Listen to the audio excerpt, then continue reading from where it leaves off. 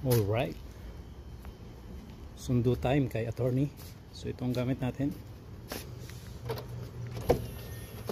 Mercedes-Benz CLA 35. Alright, so ito po ang ginagamit ko ngayon. Init, it's too much hot. And press 1 muna. Wait nating mag-loading. Please wait. Alright, start na. Press the button, push. Alright.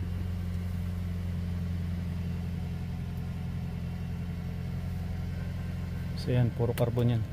Ako nag-install nito. Tsaka ito, install ko to. Tsaka ito. Ito pina-install na to, itong steering wheel. Alright, so ito yung sa camera ng rear and front and 360 camera. Yan, the front camera, side left and right, then the rear camera. So pag ililipat, dito lang, swipe lang.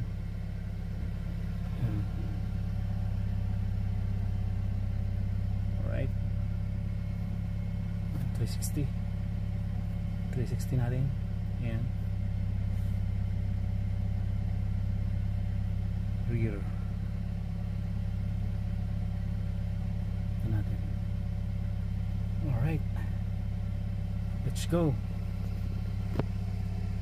At 4 ang labas ni attorney. So bali 20 minutes. Nandun ako ng 4 PM. AC, turn on natin ang AC. Alright. Hot.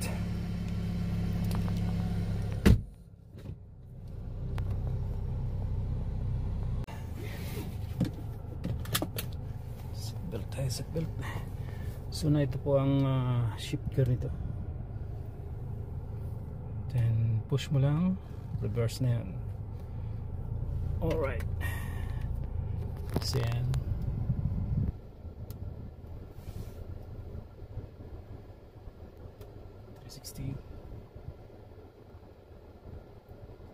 So halos yung mga modelo ngayon na car may ganyan na 360 camera, lalo na yung mga China car, pero depende pa rin sa mga model. Alright,